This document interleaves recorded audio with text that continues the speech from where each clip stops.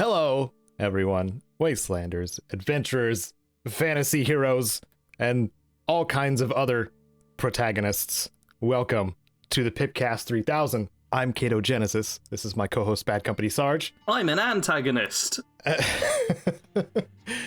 And this is a Fallout-oriented podcast where we talk about gaming news as well as have a dedicated Fallout topic. That is probably the best intro I've ever done. We do this bi-weekly, every other Sunday, 10 a.m. Pacific, and we have a follow-up for our topic from last episode. We had a list of 30 from an article that we like to make fun of, a list of 30 hidden quests in Fallout New Vegas. We got 15 in. We got 15 more to go. So primarily, if you're here to hear us commentate and kind of rip apart an article that is very interesting in nature, because Sarge pointed out last time that the URL is different from the title, like it got changed at a certain point to become more relevant or more clickable, because it wasn't previously hidden quests. It was, what was it? Best, does it say? Fallout New Vegas best side quests. Best side quests, yeah. So it got changed from best side quests to most hidden just for the sake of clicks at some point. And that was updated December 21st, 2020. We don't know when it was originally written because New Vegas has been out for a very long time. At least 2 years, maybe more. Yeah, so that's what you have to look forward to. So if you are, here for the part 2, but haven't heard the part 1, please check out the previous episode of the PIPCAST. I don't plug the previous episodes very much because, some of the news isn't super relevant. They also suck. Yeah. But just be aware that there are chapter points in the timeline too. Obviously, our topic is usually the biggest chapter point in the whole timeline. So if you're going straight for that, you can go to the previous episode, find that spot, and do it that way. So that stuff. Sarge, how are you doing? Sarge, I know we have a warm-up sesh right beforehand, but how are you? What? You're asking me how I'm doing when I've been ranting about so much stuff for okay, peek behind the curtain. I'm a horrible person to talk to. I bring up the saddest, most depressing topics and complain about the spelling of things. That's all that's happened before this. I thought we'd be moving on to just focus on this stuff, but okay, I'm just gonna check in on you now. Well, it's time to do it. Check with a Q. I'm gonna check in on you. Sarge didn't know that that America and the UK spell check differently when it comes to referring to checks that you're paying with or checkbooks. Yeah. This was a brand new bomb drop on Sarge, which I wish we had fully recorded. Man, over here in the UK, we have 2 different words which sound the same, called check and check.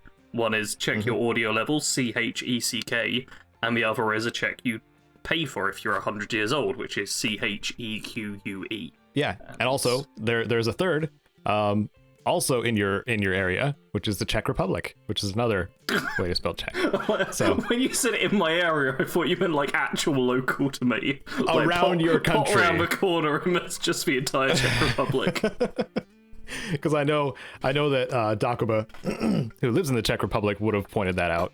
Yes, if we hadn't said anything. I mean, because he makes jokes about it all the time, and I appreciate it 100%. So anyway, we all know how Sarge is doing. I'm doing okay, I think. Good. So let's move on to our tip of the day and the comment of the cast. Oh, we didn't even pick a comment. I'll just let you do the comment of the cast and you can pick one. Okay. The tip of the day is if you run ad block, which a lot of people do, and I'm not holding it against anyone. I am. You're such a bad cop. Okay. If you run ad block, you can find other ways to support your favorite creators. Sometimes it's worth being reminded. I like being reminded myself of this too. Sharing the stuff that you enjoy, supporting through things like Patreon or memberships, and also just engaging with comments and likes. Those do help in general. Those do help a lot. And you would actually be pretty surprised. And now that it's not shown super accurately now too, dislikes are, not there. At what percentage of people like a video or like and dislike a video, as opposed to how many people actually view it. So small of a percentage of people have that level of engagement with videos. I think it's like sub 10% or something like that, or 10-15% maybe, like at least on a lot of mine. Yeah, if I get 10% likes on a video, that's like pretty decent, especially if it lasts more than just the initial amount. Although lately my videos have been getting like 20% and stuff. Ooh. More than that. And then YouTube's like, yeah, less people are watching this. I mean, it's got the same click-through rate, but we've not shown it to anyone, so less people are watching this. Grumble, grumble, grumble. I'll complain about that at the end. I mean, I do like the new thumbnail for your card game video. Thanks. I changed it after no one was watching. No one was watching after it, too. Grumble, grumble, grumble. It's definitely a more attractive thumbnail, though. I was enticed to click on it again, so I did. Anyway, comments of the cast. We usually grab comments from the last episode, so if you want to become a comment of the cast, all you got to do is comment something interesting or something about related to the topic that we talk about. So you kind of have to pay attention sometimes, or just make a funny joke. Talk about Chimken Nug Nugs, and I'll almost certainly pick it. Yeah. Okay, let's comment to the cast, Sarge. Today's comment is from Goatboy33, who says, "The quests were so hidden, but even on the list you couldn't find 20 of them." I hearted this one because they were kind of taking the piss. Yep. And I was fine with that. And Sarge was the one that pointed out when we weren't with it last episode, like neither of us were. And Sarge pointed out that I said 10 instead of 30. Like without even realizing it. I've noticed that about myself though. Like I have moments where I don't read numbers properly, and it's numbers specifically. I do read words usually properly, but when it's numbers, sometimes I get it completely wrong. I said like 23 instead of 93 on the Fallout 2 playthrough when I was referring to damage dealt. So that's there forever. But it's just one of my weird quirks that I didn't really notice until it was pointed out or I saw it played back. I'm good with numbers. It's names that I screw up. Sarge is a number guy. Yeah, my most famous one is on a Skyrim Winterhold build, where I start it by saying, "Meet the Warrior Wizard of Windhelm," which is just... I like alliteration. For my Winterhold build. And that was the first line in the script. I wrote the script, I edited the script, I recorded the voiceover, I edited the voiceover, I then edited the entire video and uploaded it. And after I uploaded it is when other people noticed and pointed out to me that I said the entirely wrong place. Warrior Wizard of Winterhold. Yeah. And I'm pretty sure I said Windhelm instead. Because I'm an idiot. The first 3 letters are the same for both locations. Like, it's that's not... What? That's a pretty easy mistake to make, I think. Your commenters are wrong. I'm gonna be you for a second. Your commenters are wrong. Your commenters are dumb. They're factually correct in that stupid. Chase. Don't get me wrong. There's plenty of idiots out there, but in this instance, they were right. Stupid gamers saying stupid stuff on the internet. Hey, it's me. Oh, dear. Stupid gamer. Right. Well, we've got plenty of stupid internet stuff to read out here and comment on. We have stupid insights to share with everyone. Let's be stupid together. This is actually a not so stupid insight from a former Fallout writer, Chris Avellone.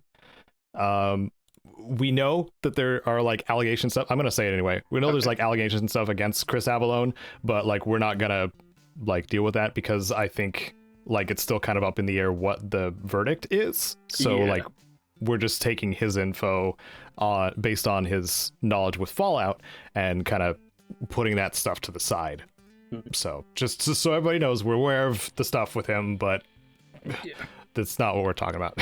After extensive reading, yeah, like so many documents, I've concluded that I don't know. You've included it, you don't know? Concluded that you don't know? Okay, cool. Everything is very much up in the air. Yeah. But a recent post by Chris Avellone had to do with the Fallout Bible, which a lot of people are familiar with when it comes to like old Fallout knowledge and stuff like that, because the Fallout Bible was created by Chris Avellone to like fill in some gaps of different characters and like what was going on with them and spots, and like when there was inconsistencies brought up, like Harold, for example, being either a ghoul or a mutant. And then this would be an example of the Fallout Bible being like, hey, yeah, he's a mutant, but we just confused the two because he does look like a ghoul. Like, imagine that. Even the video game developers can confuse their own lore sometimes.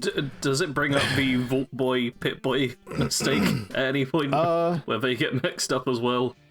That was more of a Fallout Tactics thing, and I don't think too many of the classic developers were involved with that. Well, I could Chris be wrong. does say of Tactics, which I got to see being developed and had some minor insights on.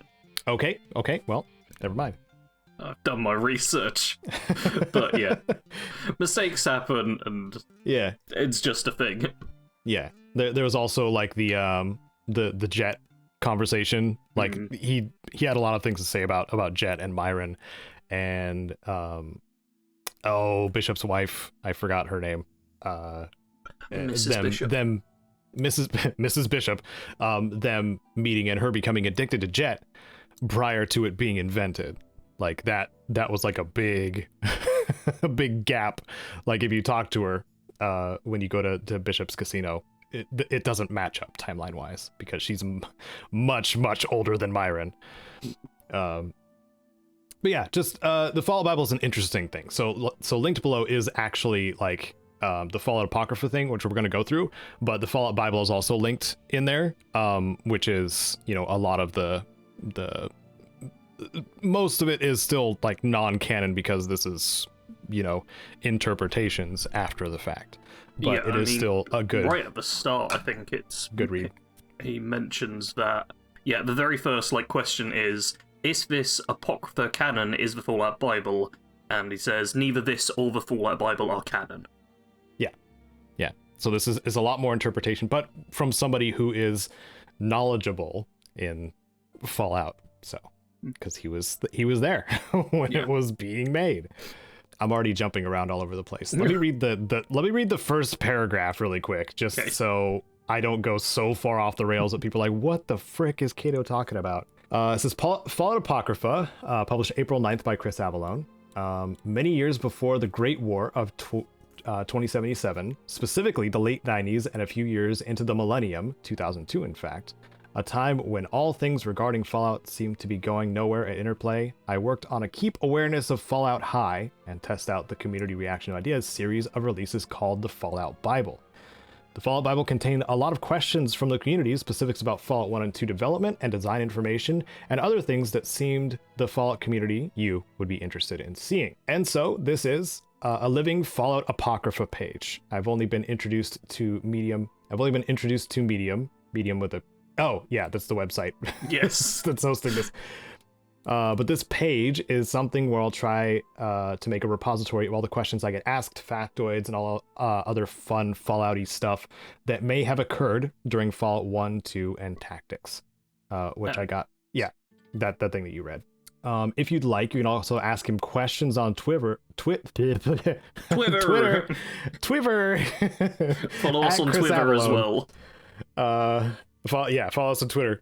You can ask in the comment section, blah, blah, blah, blah, blah. So he says, ask away. And the first question is this Apocrypha canon? Is the Fallout Bible? He says neither this or the Fallout Bible are canon. So the second question is actually a pretty big one that he has confirmed on numerous occasions, but people still use that as ammunition against Bethesda when they had Obsidian work on Fallout New Vegas. Yeah. And he makes it out to sound like a joke as well. OMFG, did Bethesda like totally screw Obsidian out of a bonus on Metacritic? Nope. Yeah. That is his answer. Yeah. He goes on to say, sorry, do you want to say something? Okay, he goes on to say, the Metacritic bonus, if the game got above an 84 review score, was something Bethesda offered above and beyond the New Vegas contract. we didn't ask for this, they offered it. And it was our responsibility to hit that review score. We did have to have layoffs at Obsidian around this time period, but the bonus from Metacritic wouldn't have prevented that from happening. Yeah. This is a thing that like pops up way too often online. Way too often. Where it's like, they didn't get given extra money for not meeting the requirements, but I still like the game, so they should have got extra money. Is essentially how it goes down. Yeah. And buy New Vegas more, then. Just... Yeah. Just buy New Guys in New Vegas over and over again. Why didn't you do that? Or if you love Obsidian, just get the Outer Worlds and support them with their current stuff. Like, get Grounded as well. Yeah, get Grounded. Start buying all the other games they make, which people don't talk about because they're not New Vegas. It's South Park and the Stick of Truth, and the whatever the sequel is to that. I forgot what it was called. Fractured But Whole. Yes, that's right. Man, the name's so good. And then there are other questions in here. Like, we're not going to read through all of these, obviously. But it is a good read if you feel like reading about, Fallout's legacy and one of the legacy writers behind Fallout 2. Yeah. There's a big old section about, like, his kind of opinion about Fallout 3, which is nice and interesting. Yes. That's worth bringing up, too. I mean, I particularly like that, despite being someone who's obviously into the older games and the pre-Bethesda stuff, because that's what he worked on and everything, he's kind of countering the hate train that does far too often happen online. Yeah. With questions like, I bet you hate Bethesda for what they did to Fallout, where he says, nope, if anything, they kept it alive. Yeah. It's... what we've kind of been saying. Yeah. At least I've been saying, like, Bethesda did save Fallout from Oblivion. Pun intended. I do want to bring up one final point on this, which is the one that people will want to know. What do you know about New Vegas 2? Come on, tell us now! That's at the very bottom. Yeah. The answer being nothing. Except it probably wouldn't be called New Vegas 2. Oh, wow. Goes on to say, I do think any such game would require Bethesda support, even though they are owned by Microsoft. I know people assume that Phil Spencer could simply force Bethesda to do something.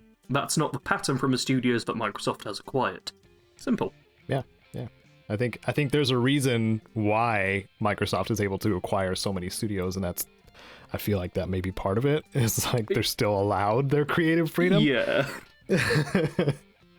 They're not Konami-ing it up, per se.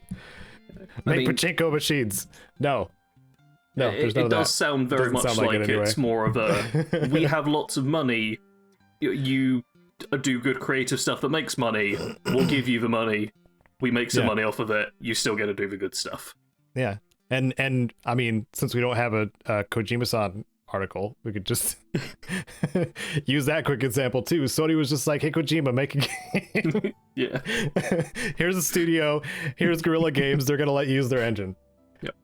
And then Death Stranding happened. Like, they just let them do their thing, and supported it, which was, supported it greatly. So I'm hoping it's a very similar scenario, especially with all of the former Fallout developers under the same umbrella now, or all the current and former developers under the same umbrella. But yeah, like we said, that's linked below. Definitely, if you're not gonna read anything else that we have here, like, that is definitely something worth reading. Something that we might have to read about, Sarge, is QuakeCon being digital only? Is that how you thought the rest of that sentence would go? I guess so. Okay. I'm not used to mid-sentence segues. One of these things... No, I'm just kidding. Is not like the others. Yeah, that's it, basically, right? Like, QuakeCon is going to be digital. Yeah, so there was a tweet sent out saying, this year's QuakeCon will once again be a digital-only event, August 18th to 20th, 2022. So, they've obviously planned this a fair bit in advance, giving notification early, playing it pretty safe by being like, yep, let's go digital, not worth the hassle. Mm-hmm. And there is one thing which I don't know if I'll be able to say on the PIPCAST. So, Caedo, you might need to edit out this bit. Oh. But they talk about BYOC, which in my mind is bring your own cocaine. And it took me quite a long time to work out that it probably meant computer instead. Yeah, that makes a lot more sense. I'm going to leave that in. Okay. I think it's funny. I wasn't sure if I was able to bring up my hardcore drug lingo in here, but yeah. I genuinely read over that several times being like, they can't mean that, what do they mean? Yeah, bring your own chair. Bring your own chair. Just bring your own chair. That would be great, actually. The chair's not to sit on, it's to flail about wildly so no one can get close to you. Yeah. A couple of extra points from this is that they do say they're committed to returning with a full in-person event or festival in 2023. So, maybe next year. They say they're going to try. They want it to happen. Could well happen. That's very similar to E3's situation, sounds like. And I was going to say... E3's just cancelled, though. This one's, E3's dead. This one's a digital thing. I feel like a lot of events are still going to be sticking to digital only for this year, maybe even future years. Like, I feel like for a good amount of them, they'll be like, it's cheaper to do it digital now, still get all the same stuff, maybe we just do it digital. So, we'll have to wait and see over the coming years just how many big events return to in-person places.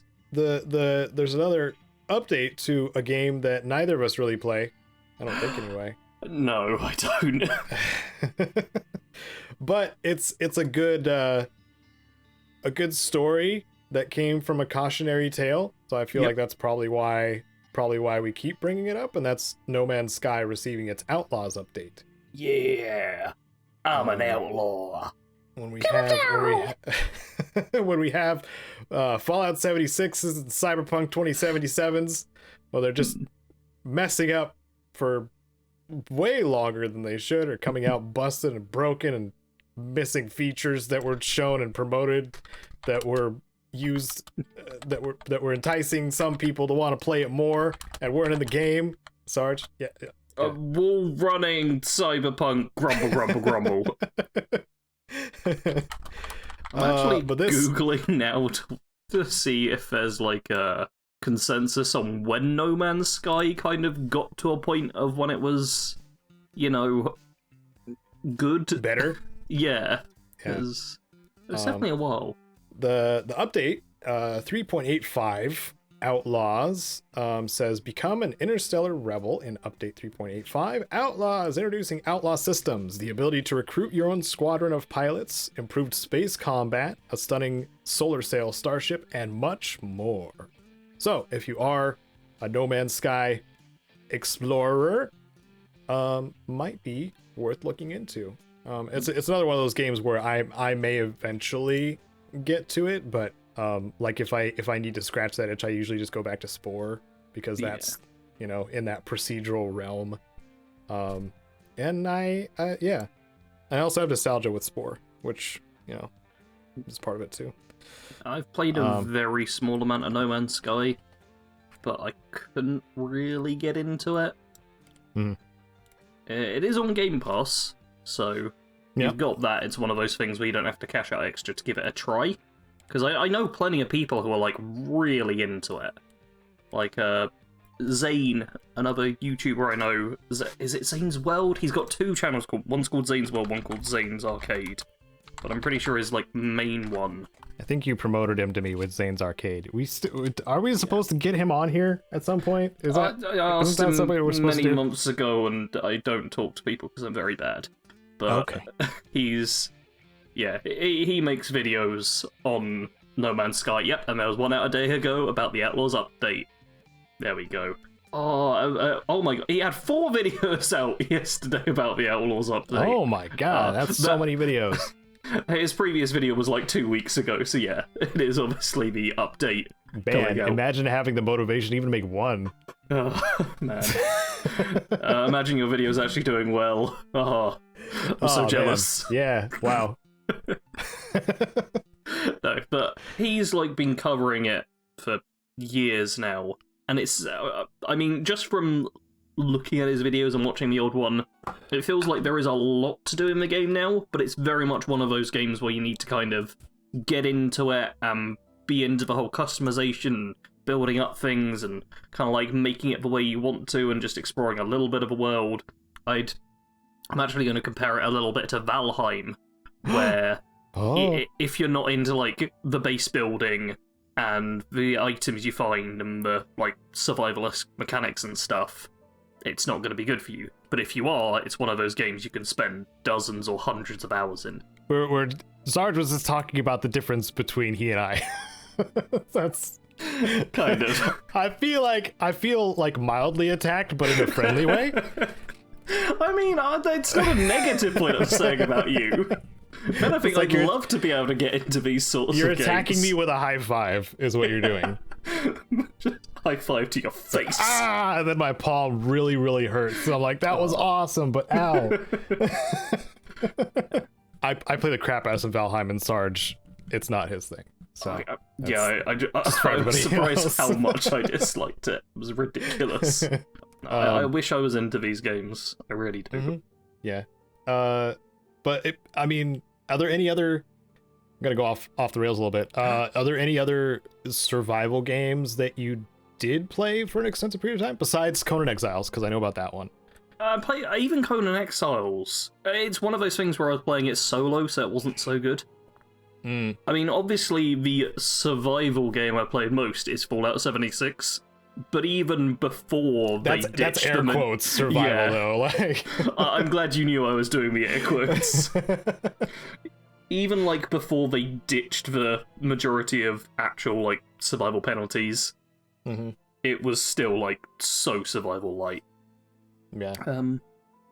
I know I have. See, the other survival game that comes to mind is it's Darwin, the Darwin Project, I think it was called, which is like a survival battle royale. That I had a lot of fun with, but that I was playing with like a group. I feel like with all of these survival games and all of the games like that, it's the sort of thing which I need to play with several people. Like I picked up Sea of Thieves the other day, and I was like, this would be fun if I played it with a group of friends. There's so many games like that, and I'm like very bad at from the ground up designed for numerous people to work together. I am not good at playing games with people, is the problem. We still play games together sometimes, though. Sometimes, yeah, but my biggest problem is I'll be like, oh, I want to play a game, and it'll be like at some random time. It's not like, oh, I want to play this game for 2 hours every week on the same time slot. Yeah. Which is often what you need if you're playing with a group. Yeah. The D&D was like that, too. Yeah. We're plugging all the things right now. Plugging all the things. Go watch us play D&D. On Jarred's channel. I have to link that somewhere or remind myself to do that. I'm just gonna. Why don't we go on to the next news topic? Can you do that? All right. So from news getting better and better from a game to news getting worse and worse, The Witcher 3's next gen upgrade is not in development hell, CD Projekt Red insists. However, I have titled this section in our outline as Witcher 3 Next Gen Update probably in development hell. It's like if somebody walks up to you and you're hanging out and just out of nowhere they're like, I'm not crazy. And I'm like, you know, you sound a little crazy. But I keep telling you that I'm not, and I'm screaming it louder each time. Why aren't you listening? Or somebody who's not a nice guy just keeps telling you that they're a nice guy or why they're a nice guy. And you're like, that's reason to not believe you. I'm such a nice guy. Can't you see my fedora? It shows how nice I am to everyone. So yes, another air quote situation. It is not in development hell. Yeah. So this like upgrade was announced back in 2020, quite a time ago now. Yep. And it's recently been reported that it's been delayed again until further notice. Oh. Which is... Yeah, indefinitely. Yep. Yep. And the PC Gamer article that I got the news from is points out that Vampire the Masquerade Bloodlines 2 was delayed indefinitely in early 2021. Mm-hmm.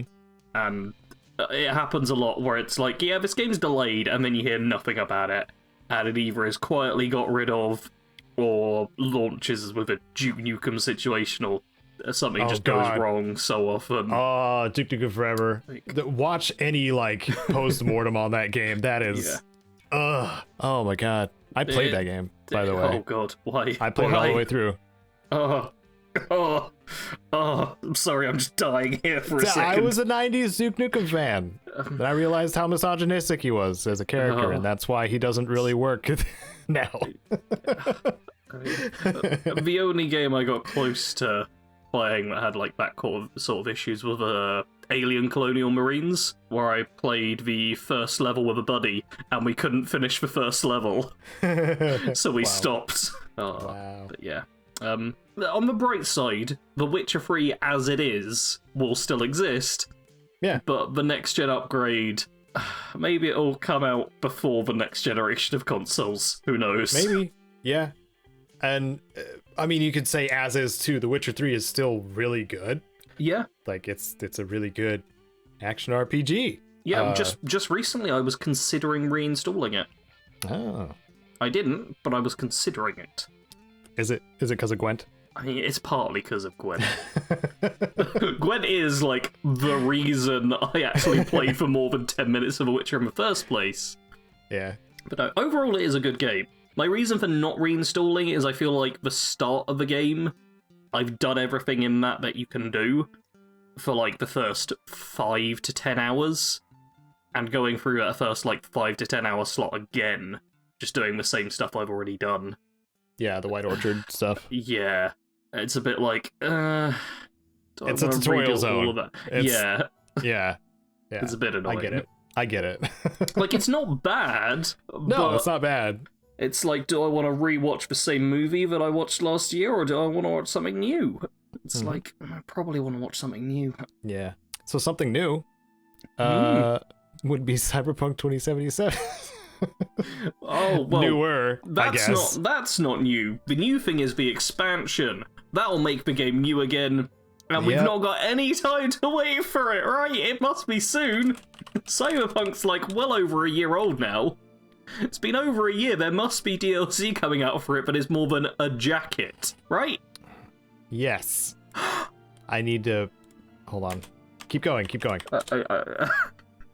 I'm looking for info really quick. I can't converse and search for info at the same time. We have the article linked. No, I'm looking for timeline info between The Witcher 3 and the first expansion, and then what our window is for the first expansion coming for Cyberpunk. So I have to do math, and it's very hard for me.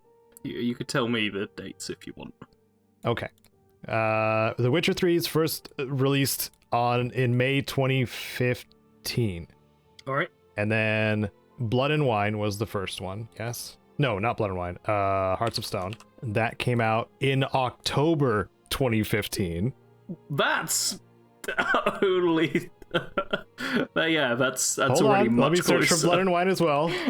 Blood and Wine came out in May 2016, 1 year after The Witcher 3 came out.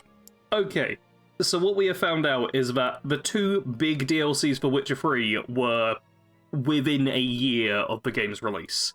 Yes. We are now post 1 year of Cyberpunk's release.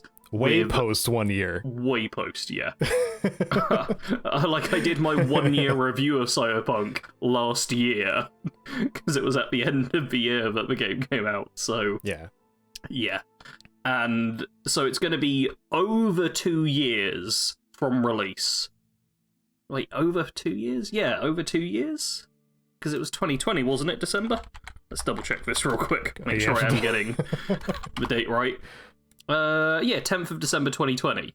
So it's going to be over 2 years that we're waiting until Cyberpunk's first like expansion content thing comes and it's out. they say 2023, so it could be upwards of 3 years before. Yeah, I mean, technically they could release it in December of 2023, which would be 3 years. Or they could push it back like they did with the updates for Cyberpunk 2077. Yeah, they could. So, like, man, so what's going on at CD Projekt Red? Because, like, they're seems like they're having a little bit of issue with direction since The Witcher 3. It does feel like everything's taking a lot longer and there's lots of issues. Yeah. And like, but we like to, we got to factor in, like, we've been dealing with a pandemic, yes. But some developers have been able to create a game over the pandemic. We have been playing one of those games. Yeah, I was thinking of the exact one. So I don't know what's going on at CD Projekt Red. I don't know. Maybe something they're jumping into new projects and like halfway abandoning this one, leaving a skeleton crew to work on it, which sounds awful. I don't know. That's just me guessing. Don't listen to this stupid idiot with his interpretation of the situation, but I don't know, man. They say that the bulk of their team's working on the expansion, and that's about it for info. They're not really giving much away, but yeah, it's still a long time to wait, and I know I've said in the past, like, I might go back to Cyberpunk once, like, some extra content and stuff is brought out, and they were talking about, like, all free DLC and stuff like that, so it would have been great, Just, like, sweet, just a bunch of free stuff, that'll be a good excuse to try the game again, but it coming in 2023 means that I'll already be on Starfield, which hopefully will be great and a big open world game that I'll be enjoying. Yeah. And they'll have DLC planned within the same year. Probably, yeah. Because Bethesda knows what they're doing. They've done this many times. Yeah. So, I don't think I will be going back to Cyberpunk for a long time. Aside from 76. I'm gonna 76 was a spin-off. Spin-offs sometimes have...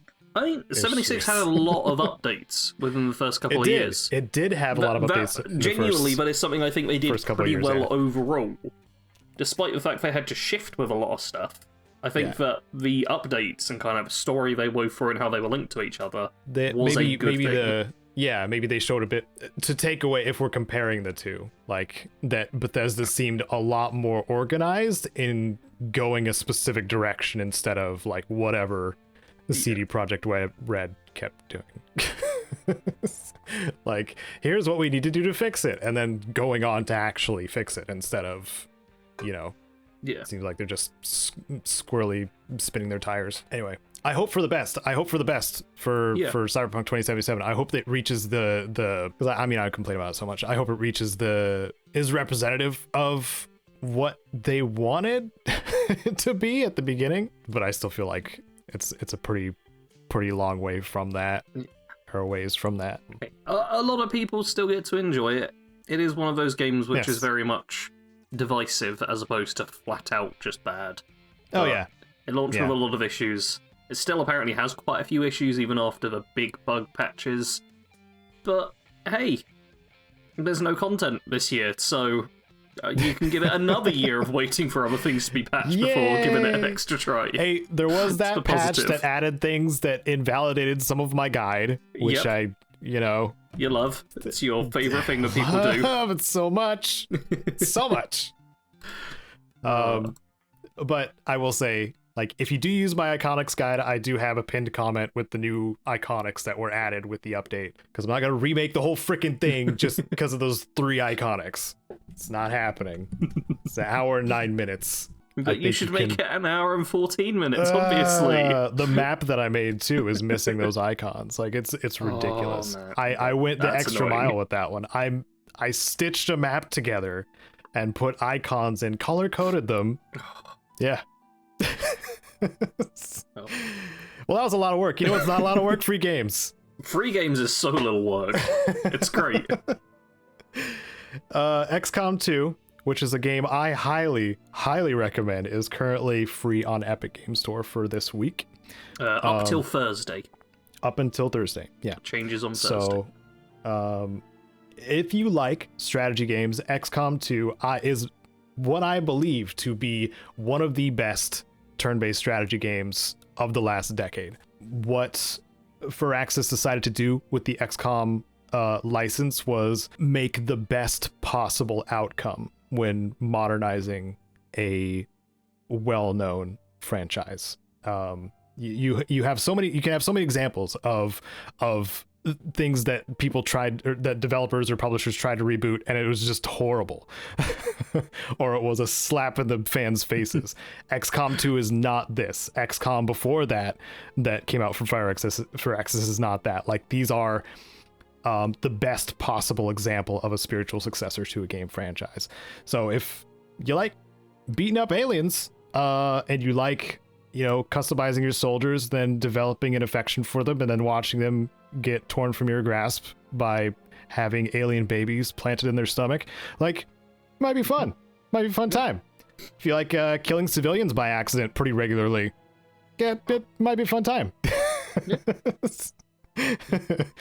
If you like taking the fight to the aliens, it's a fun time. Yeah, if you are a PC gamer and can accept the hardship of a second launcher, then the Epic Store, I mean, recently they've been doing 2 free games a week, so there's also Insurmountable. Yeah, they ramped it up too, yeah. Yeah, everyone was like, man, Epic can't keep giving away free games for very long, and Epic was like, yeah, we can't keep giving away 1 free game a week for very long, let's make it 2! Yeah.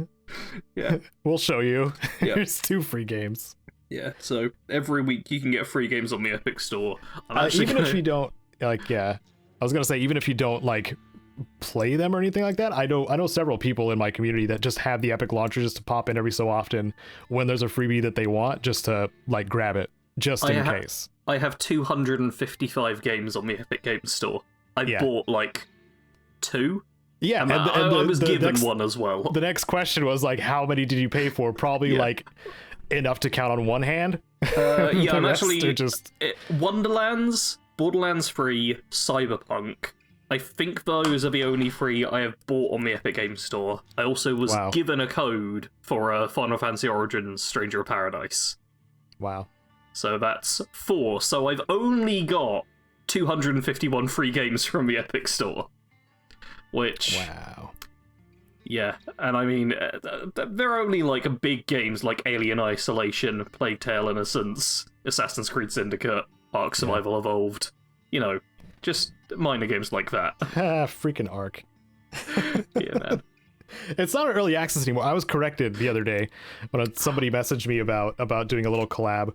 I doubt he listens to the podcast. He was like, "Hey, I'm trying to get people together for a collab and stuff like that," and we already had each other on Discord, just hadn't talked for 2 or 3 years. And he was like, I'm trying to get some people together to play, survival games and stuff together and stuff like that. I'm like, okay, that doesn't sound like too much of a plan, but I'd like to hear more about it. But then it turns out he primarily plays, dinosaur-oriented survival games, which are not in my niche, for one, but also just kind of not really my thing.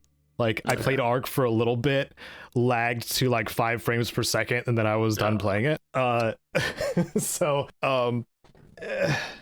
I was corrected that it's not early access. It just doesn't perform terribly well. So if I'm still gonna talk trash about the Ark 2 trailer and Vin Diesel being a character in it, it's an actual sequel instead of just starting a sequel before the first game is done or 1.0. So I'm gonna take that L, but I'm still gonna make fun of Ark because Vin Diesel is a survivor somehow in Ark 2. He's protecting his family. Okay, let's move on let's go to the topic. I'm feeling kind of goofy today. All right, it's topic time. Let's do on the topic. Our topic, as a reminder, is we found an article from The Gamer, which we like making fun of because they write some pretty misinformed stuff. 30 quests in Fallout New Vegas was the name of the article, but Sarge informed us that the URL says Fallout New Vegas best side quests, so they're conflicting there. It was updated to be more clickbaity, which makes it more funny to read. Yeah, they're claiming these are hidden quests. Yes. Last episode, we got down to 16, so we're gonna do 15 down to 1 because the list counts down. Yep. So that is our starting point. Yeah, 15 I've already read through, and spoilers, I think the quest part is where this one's more off, which is fun. Because initially going into this, I think both of us expected the hidden thing to be the big issue with the article, but a surprising number of these just aren't quests. Yeah, this one isn't a quest. It might be a quest. We should probably read it, because the thing they're talking about isn't, like, the actual quest, though, right? It's just unique dialogue is what they bring up. Yeah. Let's give context, because not everybody's following along. Okay, so they say in the article, if you enter some of the homes that reside in Novak, you might stumble across Dusty McBride, one of the town's ranchers. His Brahmin are being killed off in the middle of the night, and he has no idea who or what is killing them. If you're willing to watch over the rancher's Brahmin, it'll become clear rather quickly as to why the Brahmin are dying left and right. Instead of dealing with the threat right away, stand around for a while to hear some unique dialogue surrounding you and your companions. So that final line is just like, there's unique dialogue in this quest, which seems to be like the thing they're talking about almost. Yeah, kind of seems that way. But yeah, the Screams of Brahmin is an unmarked quest in the game, which, you know what, it's one that I feel like a lot of people probably won't notice, so... The Screams of Brahmin. Fair enough. Let me check. Yep, it's an unmarked quest. Wow. Yeah. You are correct. I mean, I can say that with pretty much confidence, because I feel like all of these are just unmarked quests, rather than hidden quests. Yeah. Well, most of them. We had free card bounty last time. Most New Vegas noobs probably won't, want to state the difference or whatever, so I guess this works for them. For the rest of us veterans that are referred to at the very beginning, not so much. Professional New Vegas players. Because remember, we play New Vegas professionally. Yes.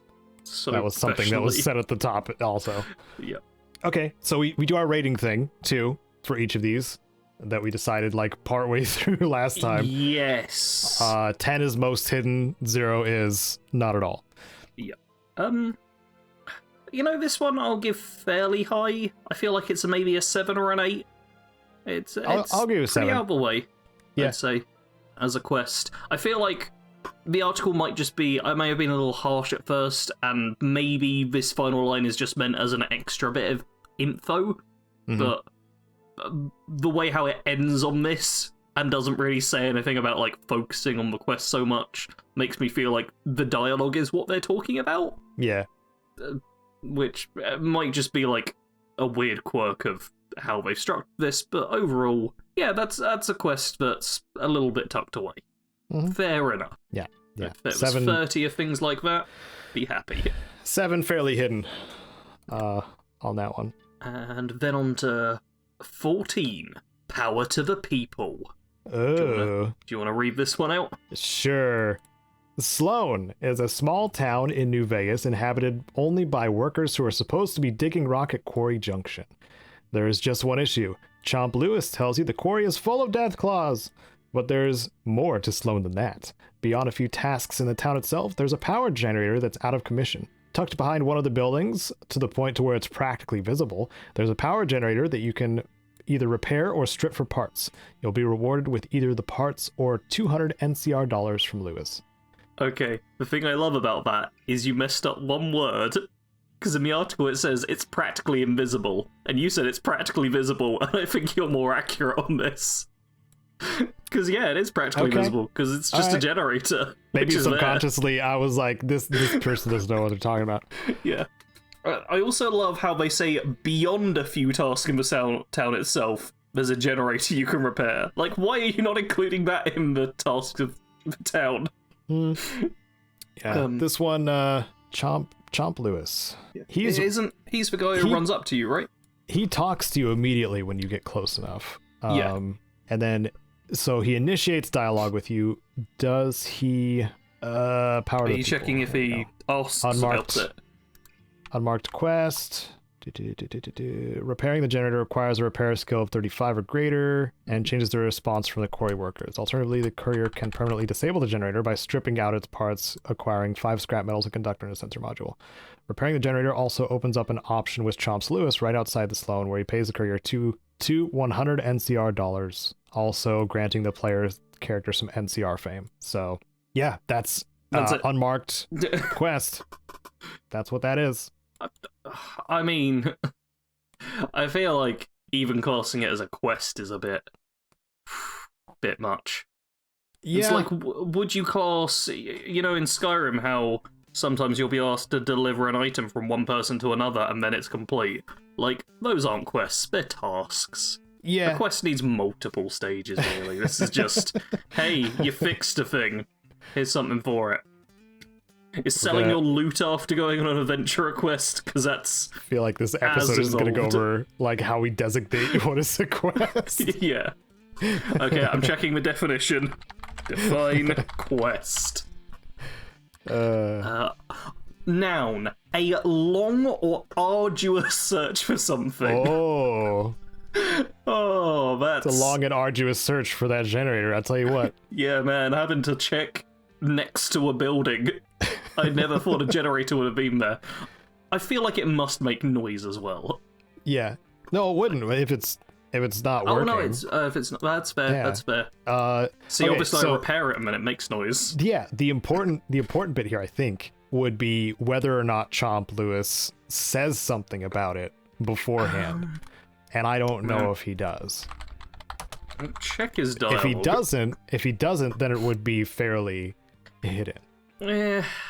I wouldn't even say it's that hidden. I would put it at a 5 if he doesn't bring it up. I would put it at like a 4 or 3 if it's not, or if it is mentioned. Yeah, the wiki itself doesn't say it. Like, I feel like it's the kind of thing which could be an incidental dialogue, but I'm not really sure about it. Like, he might mention that the town, like, Snuffles is hurt and they're out of power. I feel like it could very easily just be, like, a thing that is said, but seeing as we don't know it, I'm gonna say that we can rate it as a 5. Okay. I can accept that. But moderately hidden, right down the middle. It's about as hidden as Snuffles is, and I feel like everyone knows about Snuffles, honestly. Yeah. Snuffles, the adorable mole rat. I've got a picture of him dead as one of my wallpapers that scrolls by. It's like the only one that isn't like a gorgeous wallpaper that can be acquired at patreon.com/BADCOMPANYSARGE. So I get tons of these amazing shots coming through that I've taken, and then just dead mole rat. Mm-hmm. It's lovely. Yeah. Okay.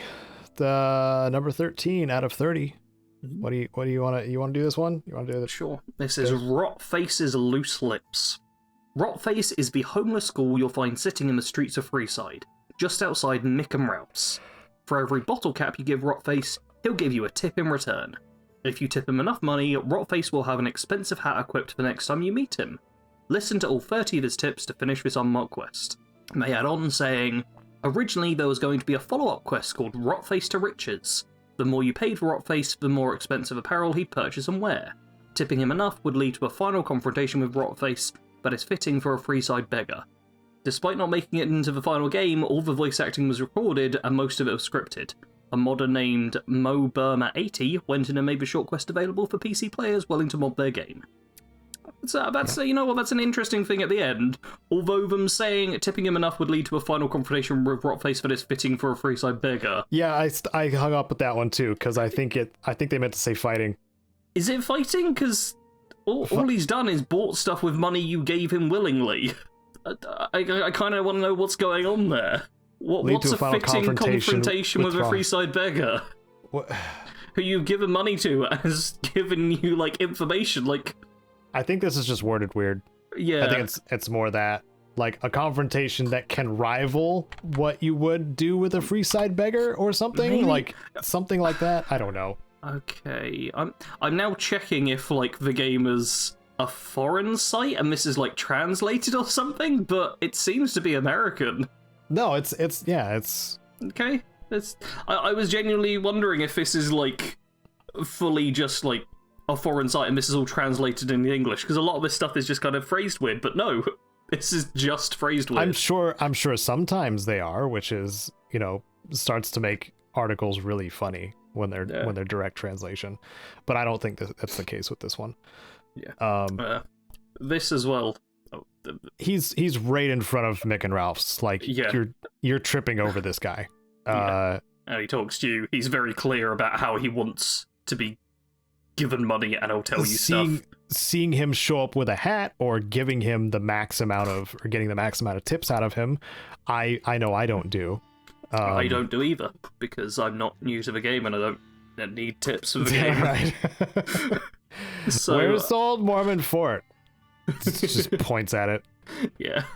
Can't even blink. Literally right there. You're locked into a conversation. It's right in front of your big face, big dumb face. I mean, the hat part, I suppose, is the hidden detail of it. Mm-hmm. So I get reminded constantly that that's one of the uniques that I missed in the apparel guide. So is it a unique hat as well? I think it's just Eulogy's hat. Oh.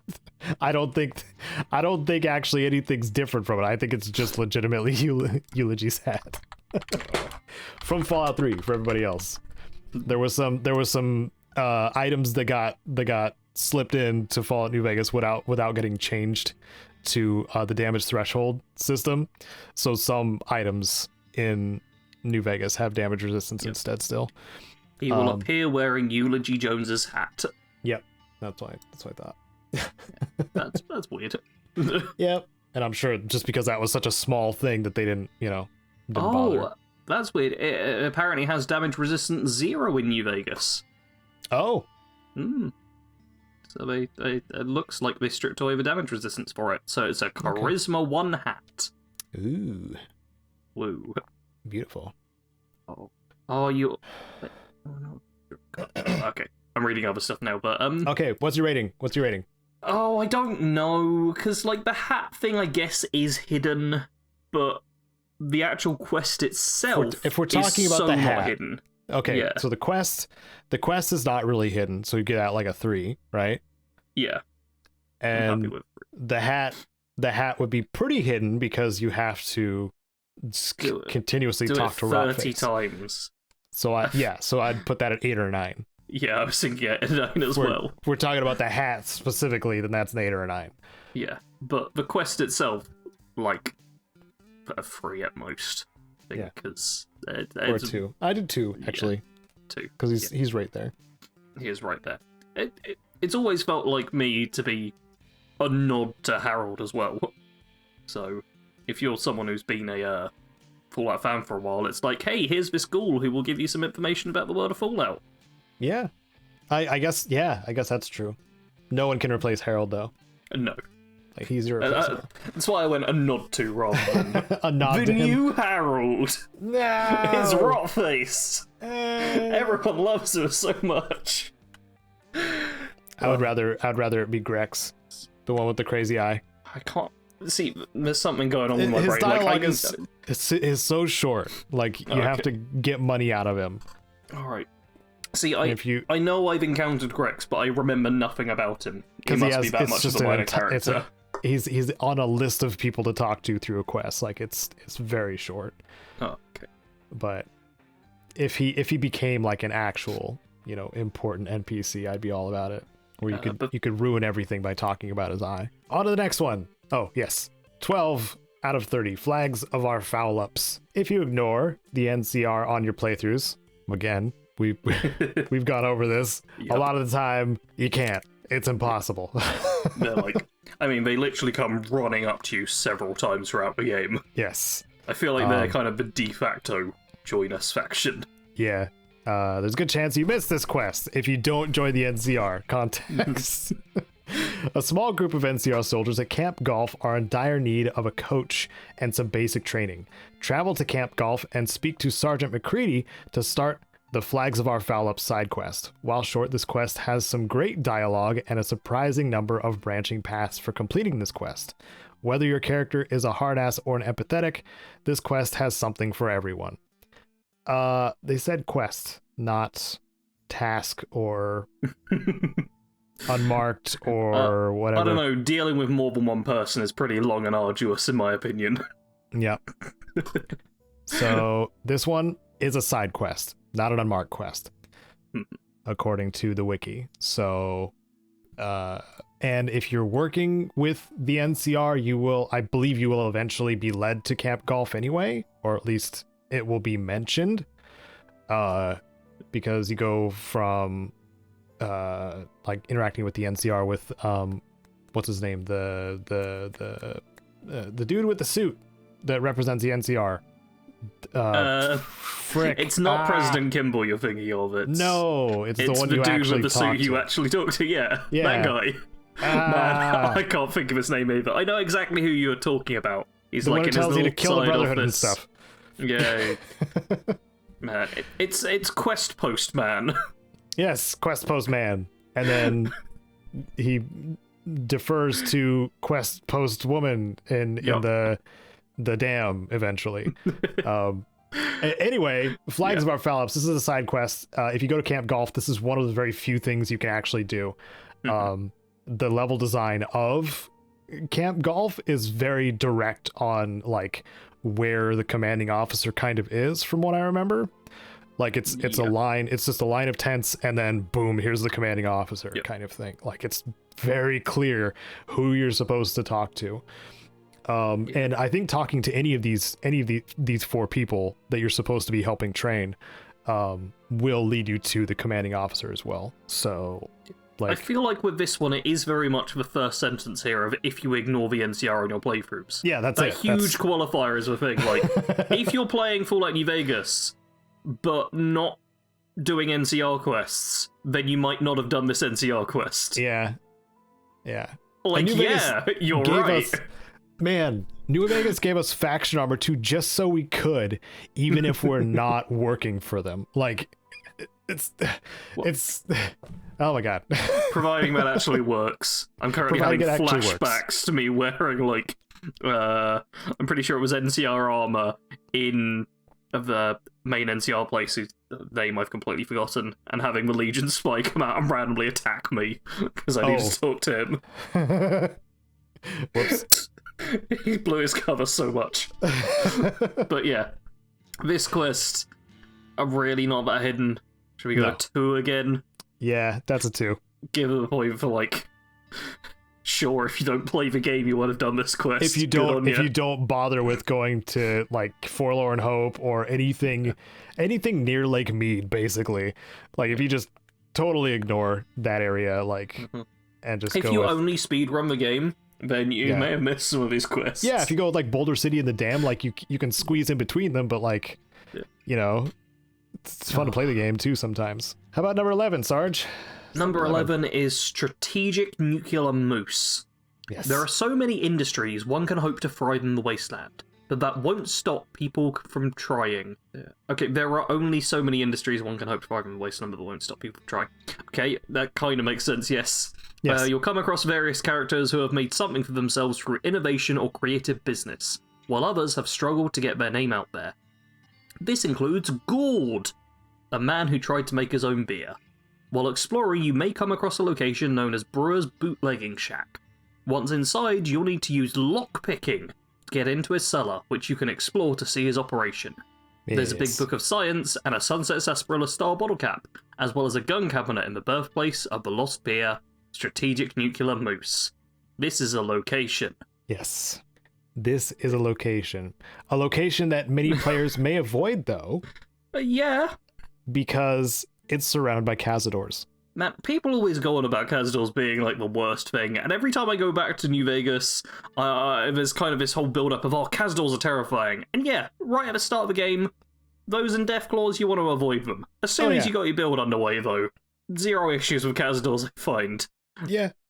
It's greatly dependent, like, the fear there is from like many first encounters going totally awry.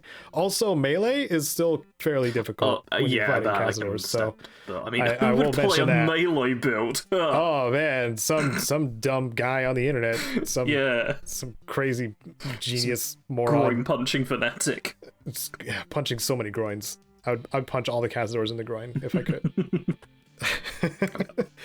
I mean, he could. If he could, I'm sure he would. Yes. Not me. Definitely not me. If they were able to do that, they would. Yeah. But yeah, with this one, I think, relatively hidden. I half remember this location. Yeah, I'm looking at the location on the map, though, too. Like, that's just west of Sunset Sarsaparilla headquarters. And since we're led by quest markers also, like, you still could fairly easily find it. But it's I'm giving this a 0. A 0? Least hidden? Or not hidden? Wait, least hidden? Yeah. A 0 out of 10 is its score, because it's not a quest. Okay. It just flat out isn't a quest. I don't think there's any quest-related stuff to do with this. The closest thing is the fact there's a Sunset Sarsaparilla Star bottle cap. Yeah. That's as close as it gets to quest-related. And it's not far from the, Sunset Sarsaparilla headquarters. Yeah, but being near another location isn't the same as a quest. No. It's just a location. That's it. Yep. That's it. Not a quest. Fail. Not a quest. Not even close to being a quest. Yeah. All right. That's the similarity between the two name changes for the article too. Both of them say quest. This is not a quest. Fails on both fronts. If it was best side quest as well, throwing in there's a location. It's terrible. Anyway, we should get through this a bit quicker. Number 10, Caedo. A pair of dead desperados. This one, maybe a little hidden. Divided into 2 unmarked quests, a pair of dead desperados starts in the Vicky and Vance Casino in Prim. A location players hardly visit. Again, they've said that before. Players do visit the Vicky and Vance fairly often. Inspecting the various display cases at the casino will quickly reveal that one of the casino showpieces, an SMG from the iconic Vicky and Vance duo, had been stolen. With a science check of 50, you can determine that a couple found a way to steal the weapon. Once you've tracked down the stolen weapon, you'll get to engage in one of the most ridiculous conversations in the base game. Without spoiling too much, the couple is weighing over their head what they plan to do with the newfound weapon, depending on what they do with the newfound weapon. Depending on how you handle the quest, you'll get to use the iconic crime duo's SMG yourself. This one, I'm happy with being on the list. Yes, same. I agree with it. Yep, this is a quest. It's fairly hidden. I genuinely don't think I knew about this until probably watching some of your videos. That was probably how I found out about it. This was one of the most tedious ones to get when it comes to like skill lock. Yeah. Because you have to, and it's not even anywhere near like where the Vicky and Vance Casino is. It's in the west side area, the SMG and where the winds are hiding out. Yeah. Do you get a quest marker to find them, or is it just? I think you do. Okay. I think so. Yeah. Maybe I could be wrong. I'm pretty sure I've done this quest once back when I was playing like Xbox, probably. So I can't remember this quest very well. Yeah, it says unmarked quest. Oh, unmarked. Okay, that is. So that's pretty well hidden then. That's very hidden. Yeah. You know what? I'm 9. tempted to rate this. Okay, 9. I can settle for a 9. I'm like half tempted to give it a 10. Like, this is a solid quest. It's hidden. Give it a 10. It's actually a quest. Like, this is what the article should have been. Yeah. Yeah. And if you kill the winds, you get 2 unique hats too. Or a unique hat. There's unique apparel in there somewhere too. Nice. For that one. But yeah, that's the kind of thing where, round of applause, gamer. You have one very hidden quest. That is a hidden quest. Even on the best side quests, I'd accept it, because best is subjective. But anyway, on to the next one. 9. Yes. Not worth a hill of corn and beans. I shouldn't have read that one. That's clearly meant to be read by an American. I'm sorry. So, if there's one thing that hasn't changed since the world became the wasteland, it's that things always break. Since people rely on the few systems that provide them with the necessities such as water and power, it's a big problem when they start falling apart. This is especially true for larger factions, such as the NCR. By talking to Corporal William Farber in Camp McCarran, you'll learn about a food processor that's on the fritz. You'll have the option of using your repair skill, which will need to be at least 80, or gathering a huge list of very specific parts. Yes. Whatever you decide to do, you'll be rewarded with a nice little discount on Farber's supplies. Yep. I don't remember this. I do. Okay. I'll lead all of the judging to you then. Corporal William Farber is the cook at the McCarran concourse. Yes. And he's there behind the counter most of the time, and I believe when you first talk to him, similarly to what's her name that we talked to that was in the concourse, who's just there like by herself as you enter. The lady Morales. who's Morales. Yeah. Farber is visually, it just leads you to him, especially if you're looking for merchants and stuff like that. There are several in the concourse and in that area, and I believe that he does mention that it's on the fritz regardless, like if you introduce yourself with him. So even though this is a technically an unmarked quest, he gives you a slip of paper with all of the things that he needs to repair this, because this is ridiculous. The quest itself is ridiculous in what it requires of you.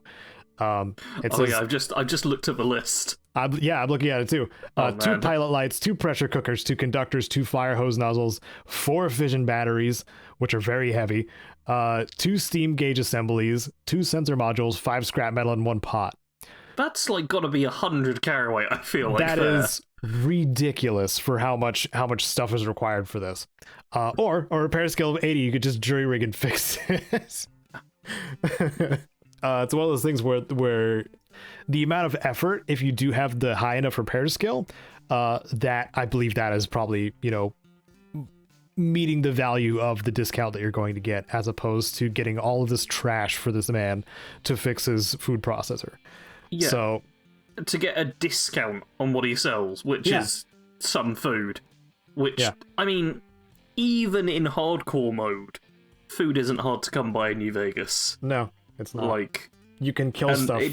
It doesn't give very good benefits generally as well. Take food off of them, yeah. Man, that's a terrible reward. Yeah. Anyway, not very hidden, I would say, for that quest. Because he does complain about it. Yeah, not memorable. No, not memorable, but I wouldn't call it hidden either. Yeah, forgettable and hidden are different, so what you want to rate it? Like a 3? I give it a 3, yeah. Yeah, 10. Give it a few points, because you need to actually go and talk to him, I guess. Not very hidden at all. You do have to, walk, over to this guy. Yeah. Gotta use your legs. Yeah.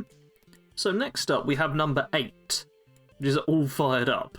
You want to give that a read, Caedo? Let me just look that up really quick. Okay, all fired up. It says Vault 34 contains one of the most well-hidden weapon quests you'll find in New Vegas. Without spoiling too much, spoilers are very important. This vault has an armory that's stocked with dozens of weapons and enough ammo for a small army. Unfortunately, most of the vault is flooded. Finding the passcodes needed to unlock the armory will require some underwater exploration. If you can crack the code, you'll be rewarded with an entire arsenal and the fantastic All-American rifle. So that's the gun I default towards in about half of my New Vegas playthroughs. Yeah, there's a bit of a difficulty curve in Vault 34 specifically though too, because the ghouls in there, the radiation, the geckos outside. Like all pretty harsh kind of combat sense. It's a mid to late game area, I'd say. Yeah, I think I would call this one hidden because you do need to find like passcodes and unlock doors and stuff like that. It's a bit of a maze. Vault 34. I mean, I'm not sure like how hidden it actually is. Like, do you get sent to Vault 34? That's one of the things that I was going to like ask, because you do the boomers. I believe the boomers do send you to Vault 34 because this is their former vault. Right. To what do they even send you to get though? I don't remember, but I don't. Okay, the quest it's related to is Etuma Brute, Hard Luck Blues, I Could Make You Care, All Fired Up, which we're talking about, and Suits You, Sarah. So that's quite a few quests it's got to do with, apparently. Okay. Well, the one for Sarah Weintraub is just getting vault suits. That can apply to anything or any of the vaults. So we can ignore that one. But yeah, I Could Make You Care is a punchy mook. Everyone loves her face. Yes. So I feel like that's a fairly common one. I feel like we can say that the player's got a very good chance of going to Vault 34. Yeah. And then it's a case of, do you explore the vault or not? Is the pulse rifle, or not pulse rifle, pulse pistol, is that in the armory as well? Pulse gun. Yeah, pulse very gun? hard locked gun case. Okay, yeah. Is that inside? If that's inside the armory, then yeah, that would kind of lead you there. But you have to have Veronica as a companion. You have to get up to that point of doing your quests and also get into Vault 3. That's a lot of steps. I mean, that's a fair few steps for one way to find the vault. Another way is you just play the game and look out for vaults because it's Fallout. Yeah. Like, I feel like this one is less so hidden and more, if you're doing a lengthier playthrough, you will come across it. But if you're just kind of, like, doing the less scenic route of things, you might not. Yeah. To its credit, it is probably labeled the Vault Armory, which will entice players to want to get inside. Yes, I spend a lot of time trying to do it. So, I might put this at a 5, like kind of middle of the road. A 4. I'm going 4. Okay. I'm not accepting a 5. That's a little too high for me. I can handle 4 though. 5 is Sarge being unacceptable. Dealing with Contreras. Oh my goodness, Contreras, this man. That's number 7 out of 30. There isn't a single unmarked quest in New Vegas that's as feature-rich as Dealing with Contreras. This quest involves a missing shipment of weapons that aren't accounted for at Camp McCarran. Through some intelligent guesswork and some hacking, you'll quickly uncover that this situation involves not 1, but 3 parties. The rewards from this quest are fantastic, ranging from an excellent weapon merchant to New Vegas' take on an M1 Garand rifle, known in-game as this machine. Even if you know about the rifle, try completing this quest by siding with other members. There's a surprising amount of content to Dealing with Contreras considering its unmarked nature.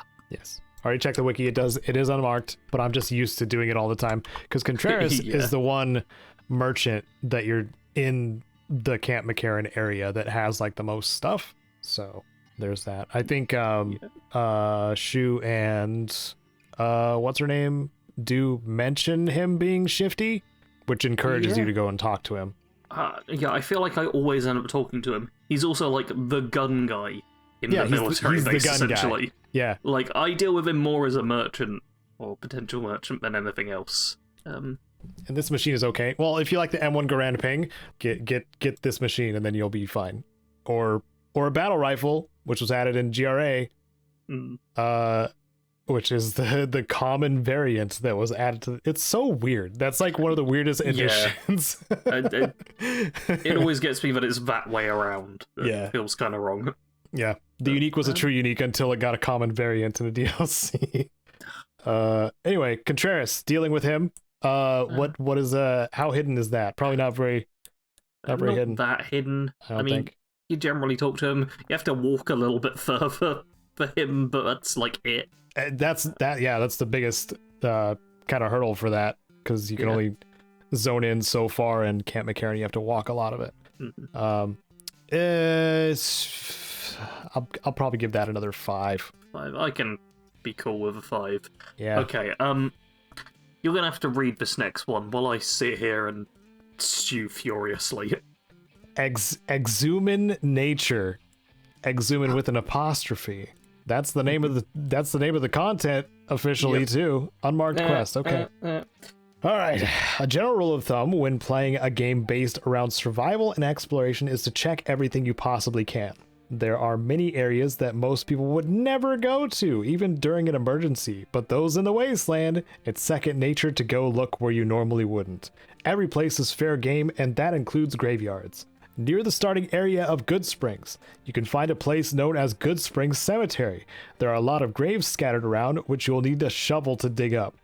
If you do go down that road, you'll be rewarded with a random assortment of loot based on your current level, but there will always be a valuable snow globe up for grabs. So many issues. So many issues with this one. Rant away, my friend. We can just do that one straight away. Personal issue, but why do people avoid graveyards? I feel like that's not a thing that people avoid. People go to graveyards. I spent like 6 years living opposite a graveyard. The graveyards are just a thing. Yeah. Also, it is an unmarked quest, it says. I did check it. And it's... Exhuming nature. Yeah, the goal is pretty simple. The player character must buy or find a shovel and start digging up the graves at Goodspring Cemetery for loot inside. Unlike Fallout 2, the player won't be called a gravedigger, and the player character's reputation is not affected either. That is not an unmarked quest. You are wrong, says. Wiki. That's what it says, though. Wiki, you're drunk. Go home. So that's not a quest. That's literally, here is loot. Yeah. There's a way to get the loot. It's not great. But there's several reasons to go to Goodspring Cemetery. First, it's in your eye line as soon as you leave Doc Mitchell's house. Mm-hmm. Second, it's where you got shot in the head. You probably want to investigate. Yep. And third, it's where one of the snow globes are. It's where the first snow globe is. So that's like the trifecta. Fourth, Sunny Smile sends you up there if you continue on with the tutorial to get one of the ingredients. Does she? No, she doesn't. I'm pretty sure. Yeah, there's a quest marker there. I swear. Is it Blockflower or something? Yeah, because I'm always like sent up there for it, but I never need to go because you can get the same ingredient nearby. I can't remember exactly, but I swear maybe it's because I get them nearby all the time too. Because they're right next to where she sends you to get them. Yep. I'm pretty sure she the quest marker puts it there despite it being so close by, which I think is why I'm remembering it. Yeah. Because it's such a weird thing. Yeah. So Exhuming Nature, not hidden in the least. It is a graveyard with graves. Sarge refuses to count it as a quest, even an unmarked one. It's a 0. It's not. We're moving on. Not at all. We're moving on. Okay. Clearly, what they've done with this entire list is they've just checked the unmarked quest thing on the wiki. I swear. And they probably came out with 27 or 28, and they were like, "Oh, we need to round it off." And then they just remembered a couple of locations or whatever. Yeah. And that was it. This is okay. 5, Wheel of Fortune. There's little reason to visit the radiated town of Camp Searchlight in any New Vegas playthrough, save for collecting dog tags for First Sergeant Astor. Should you brave the irradiated rubble that remains, you'll eventually stumble across a church. Head inside to start the quest. It turns out this town has more than just ghouls living in it. They left that kind of broad. So broad. I'm having to Google to work out. Also, is it more than just a big rad scorpion inside? Because I feel like that's what it was, it's right? the three. It's the three. It's the people who need dudes to get out. So there's a need for clarification here. There's 2 churches in Camp Searchlight. One of them has a bunch of golden geckos in it, as well as the holy frag grenades if you have Wild Wasteland. The other one, which you're closest to when you discover, if you're following the right path, the developer path anyway, the first one nearest to you when you enter Camp Searchlight is where you find Logan and his mercenaries, and they give you access to buildings that you otherwise wouldn't have access to during their quest. This one is fairly well hidden, because I don't think anything leads you to the basement of this church. I mean, the thing that leads you to the basement is the collecting dog tags. Because I know when I do that, I search around everywhere and go in all the buildings to look for the dog tags. To try and make sure I get all of them. I suppose. So, this is another one where it's just assuming the player won't explore the area fully, which I don't really like as the assumption of an open world RPG. I know the hatches specifically, those kinds of hatches are fairly easy to miss though. Yeah. This isn't this is terrible garbage on everything kind of one. But I'm still this isn't a high rating. Okay. It's very much I'd you still could have missed this maybe. I'd still probably give this one a 7. 6. 6? Okay. I can't go as high as 7. Not quite that high. Fairly hidden for me. Yes. Number 4. Bye Bye Love. This one, oh hey, it brought up a music video. What? No. Because a lot of the quests are named after songs. Cyberpunk did that too. Anyway, side quests in Fallout New Vegas. So it is a quest. Start the quest with Joanna in the what's the name of the casino? The Gomorrah, thank you. And you learn that she's kind of, well, we'll just read the thing. Bye Bye Love is tied with the bug-ridden Gomorrah series of quests, hence why so few players have experienced this quest in its entirety. If you complete How Little We Know, this quest immediately fails. Okay. Should you meet that requirement, you'll need to pass either a 50 speech check or 50 medicine check to start it. Speak to either Carlitos in Gomorrah or Joanna in Vault 21. I don't know if that's correct, because you have to convince her to go to Vault 21 first, or to start it, and then, okay, she ends up in Vault 21. Okay. Pass the speech or medicine check to start the quest. Yeah. It turns out that Carlitos and Joanna have feelings for each other and want to escape. It's a simple yet enjoyable quest that is seldom experienced due to how buggy every Gomorrah-related quest is in the game. It might have been just their experience, but I don't remember having too many issues with the Gomorrah quests, just the layout of the casino. I mean, I don't really do much in Gomorrah. I get kicked out, and then that's like it. So... Yeah. Well, okay, so there is a reason to speak with Joanna, because if you want to sample the other half of what Gomorrah has to offer, which is prostitutes, Joanna is the first one you talk to when you go like out back to that area. And then if you have the skill to do it, these are like 50 skill, 50 speech or 50 medicine locked, but this is also in New Vegas proper, at which point you'll probably be a decent level to have either speech or medicine at a decent level. I feel like those are pretty common picks for leveling early as well. Yeah.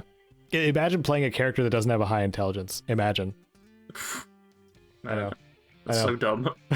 It's so dumb. It's so dumb. Very accurate. I don't think this one's very, very hidden. I'm going in. This one's entirely on you because, like I said, I really just don't do much Gomorrah stuff, so I'm not a good judge of this. This might be my first 4. I don't know if I've given anything a 4. Well, we gave another one a 4, but yeah, that's okay. I'm cool with a 4. My second 4. To be fair, it's one I don't remember and could have missed, but that's because I don't do Gomorrah stuff, and like I've talked about frequently, that's not a good way to like judge it. So, yeah. All right, on to number 3 now. We're into the top 3 with cajoling a cudgel. The sewers are definitely not a popular location, and there are many people with disdain for sewer areas in general.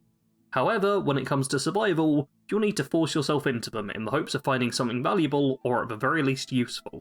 The sealed sewers location can only be opened with a key called Luke's Find. You'll need to check the bodies of 2 prospectors, each located in a different part of the central sewers. Once you have the key, you can unlock the sealed sewers and fight your way through some ghouls. Get through them and you'll find a dead prospector, holding onto an unusual weapon called the Humble Cudgel. Yes. Now, you had something to say during that, didn't you, Caedo? I did. When it comes to survival, you'll need to force yourself into them in the hopes of finding something valuable or at the very least useful. Very little is in the sewers that is useful. Besides the Humble Cudgel, obviously. I feel like in general, a lot of their flavor stuff just kind of, you read it and you go, huh? Yeah. That's the reaction. You kind of nailed it there. There's aside from like a lot of the sewers themselves under Vegas being uninteresting and also just easy to miss. Like there's a few entrances that are like pretty in your face, like I mean, they said the Thorn was easy to miss, so the far to the east, like big entrance to the sewers, but the rest, most of the other entrances to the sewers are just like a sewer grate, or not a sewer grate, manhole cover, that if you're not aware can just be part of the background. Yeah. So like for a long period of time until I did that New Vegas level 1 implant rush guide, which is extremely niche and surprisingly successful because of it. I didn't use the sewers much at all for anything because it's just a bunch of rats and a unique lead pipe that can be easily replaced by many other things. Because lead pipe is not a high tier melee weapon at all. And by that time, you'll be in the Vegas area. You'll have so many other options too. Yeah. Up until that point. But getting back to the topic of the article, like, this is very well hidden because it's unlisted. You're not pointed to these corpses. You have to find them yourself. You have to find where the key goes, with like a note to guide you, basically. Like, all of this is using a lot of old school like RPG stuff to figure out something, which in part makes it cooler. So I think, approve of this one. Yeah, so I think this one is a 9 or a 10. I'd go 9. 9? Yeah. Let's go with 9. Cool. The humble cudgel quest is a 9. Yep. There you go. On to number 2 now, Caedo. Oh boy. You read. You do it. Oh, you want me to do this one? Fair enough. We're breaking the order right at the end. Yeah. You just want the number 1, don't you? I know your game. Not All right, really. Number 2, Democracy in Action. While most of the community knows about this obscure quest at this point. Yep. Oh, I love how right at the start of it, they're just like, hey. Good start. We're wrong. Vault 11's unmarked Democracy in Action quest is one of the best in New Vegas and deserves mention. Ugh. There are only 2 quests in the entire game that direct you here. Only 2 quests that direct you to this. Both of which don't have you interact with any aspect of this quest, meaning a large number of players miss Democracy in Action on their first playthrough. Make your way to Vault 11 to start this quest. Unlike most quests, Democracy in Action involves no NPCs. It's told solely through environmental storytelling and notes found throughout the vault. We won't spoil the contents of the quest itself. You need to see it for yourself. This is easily one of the most unique and terrifying vaults in the Fallout franchise. Okay, I hate how often they had the word quest and Democracy in Action in that. That was painful to read. Yep. Unmarked quest, and the climax of the story in Vault 11. That one's fairly hard to miss. Like, yeah. I mean, the fact they're qualifying it themselves with, okay, most people know about this. Yeah, we think it's good, so it deserves mention, and only on your first playthrough you might miss it. That should have been edited out entirely of the paragraph, because Vault 11 is very well known at this point. Like, find any list about vaults or any discussion about vaults, and I almost guarantee the Vault 11 will be brought up because it is a prime example, like one of the best examples of the vault experiments and how cool and messed up they were. I know those are like opposing descriptors, but I don't care. It's Fallout. I mean, that's not at all. It's right there next to the 188 trading post. Like, it's right freaking there. And the nature of this vault will make you want to find out more. Because like, you find that log right at the entrance and you're just like, oh no, what happened? Like, I mean, just in general, again, exploring vaults is like one of the main things to do in Fallout games. Yeah. So, 1. Cool. It's a 1. That's a 1. Speaking of 1, what's the number 1 most hidden side quest they've got on this? Number 1. The Pimp Boy 3 billion, which... Oh, wow, I've never heard of that. Also, interesting little note, via Colby House. YouTube, their image, which I've just spotted. What? Where? Where? Why? The image on the article for Pimp Boy 3 billion, check the top right, via Colby House. Hey, we know him. Yeah, we know him. I'm gonna forward this to him now. Yeah, that's the best thing about this entry. Go check out Colby House. He does a lot of like 4K streaming of like Bethesda games and stuff. It's pretty cool. Yeah. We played 76 with him a little bit too. We did. I've seen recently him streaming, I think, a little bit of 76 and a bunch of Skyrim, I believe. Yeah. Anyway, I'm gonna read the thing. Yes. Most of you already know, freaking Pimp Boy 3 billion is like one of the things that is like, all right, check out, I got a gold-plated Pimp Boy. Yeah, good, great, cool. The article says, unless you're well aware of this Easter egg, you might think this is a joke entry. The Pimp Boy 3 billion is very real and is tied to one of the most obscure hidden quests in the game, mostly due to the relation to the Gamora and its buggy quests. Once again, they're just attacking Gamora. What did Gamora ever do? I mean, Gamora did a lot, let's be fair. They did a lot. But what did they do to this poor writer? I don't know. To obtain a blinged Pip-Boy yourself, you must be on the How Little We Know quest. You must complete this quest in a very specific order to obtain the Pimp-Boy. We'll list these steps below. Oh, they even have a walkthrough. They do. Wow. That's something. That is something. Give them props for that. Something is a word. Okay, so it continues. The following must be done before you finish How Little We Know.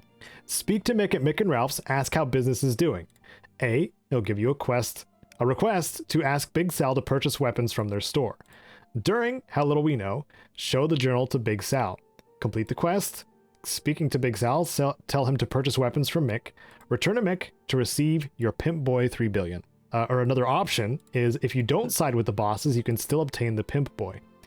Travel to the sweets level of Gamora, pick a very hard lock. That's not specific at all. The key can also be found on Clandon for the lock of somewhere. Which is just in the sweets. It's just in the sweets somewhere. Inspect the dead woman. You'll need a medicine skill. I love how there's suddenly a dead woman just lying there. She just takes form in front of you and... Man, I hate when I turn around and there's a dead woman behind me. This sounds like a dungeon master that's very new.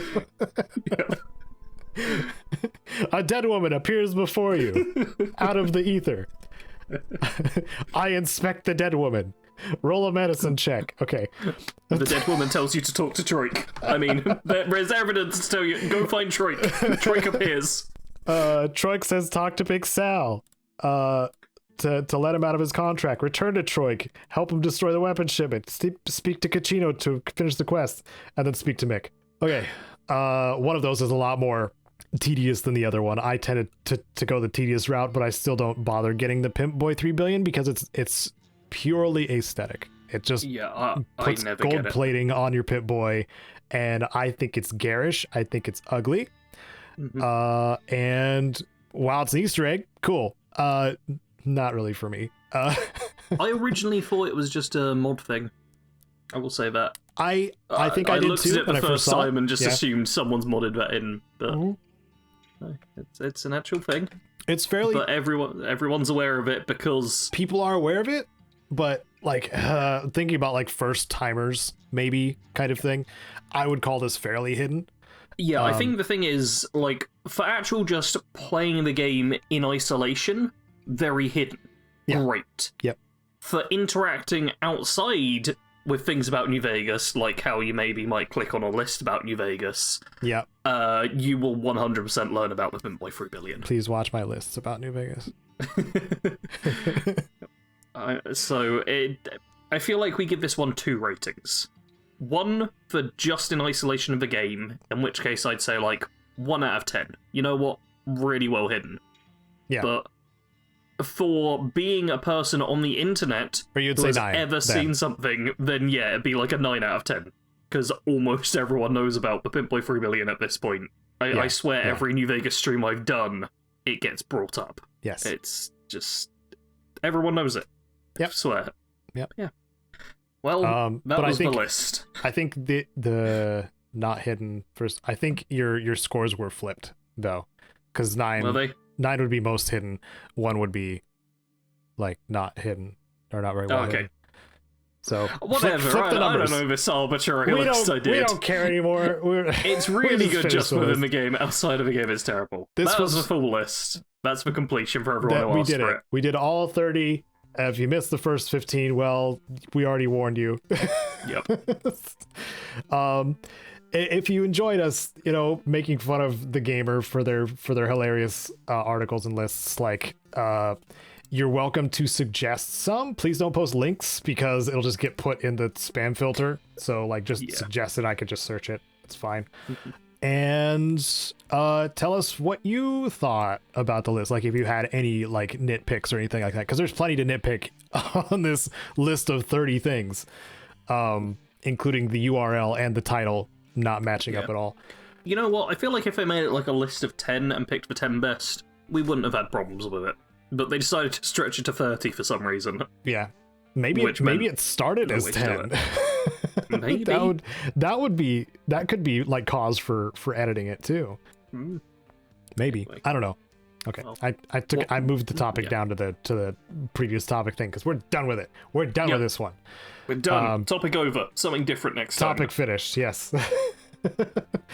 So finally, we're on to the what are we playing and working on stuff. Sarge, I'd love to hear your situation over the past couple weeks. What have you been playing and doing?